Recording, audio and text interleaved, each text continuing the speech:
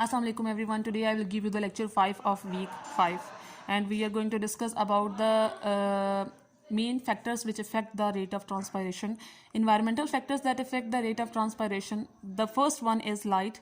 Plants transpire more rapidly in the light than in the dark. This is largely because light stimulates the opening of stomata.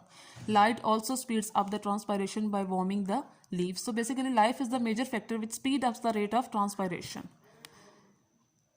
Temperature. Plants transpire more rapidly at high temperatures because water evaporates more rapidly as the temperature rises. At 30 degrees Celsius, a leaf may transpire 3 times as fast as it does at 20 degrees Celsius. So, transpiration process gets increased as the temperature is going to increase, and it has the direct relation with the temperature.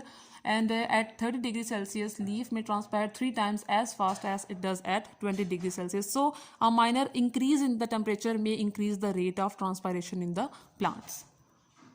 Humidity. The rate of diffusion of any substance increases as the difference in concentration of substance in the two regions increases. When the surroundings air is dry, diffusion of water out of the leaf goes on more rapidly. So humidity is also a good factor, which is when humidity increases, the rate of transpiration also increases in the plants. The fourth one is wind.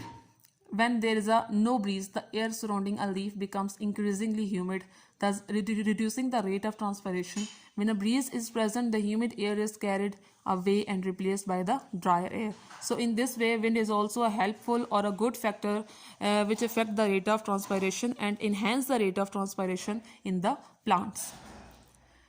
Fifth one is soil water. A plant cannot continue to transpire rapidly if its water loss is not made up by the replacement from the soil. This immediately reduces the rate of transpiration as well as the photosynthesis. The volume of water lost in transpiration can be very high. So soil water is also a big factor in the say process of transpiration. It plays a very good role in the transpiration. The volume of water lost in transpiration can be very high. So transpiration gets affected by the soil water also. Now they have showed you that adoption, how it works. Examples: thick cuticle, small leaf surface area, low stomata density, stomata on lower surface of the leaf. And they are going to make the basically the table about this whole process, that how these plants gets affect and how they are supposed to do this process.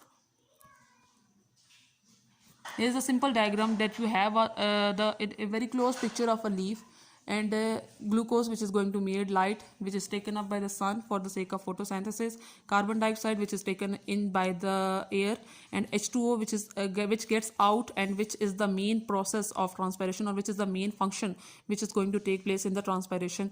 And in this way this whole process takes place. I hope you have understood today's lecture. Thank you so much.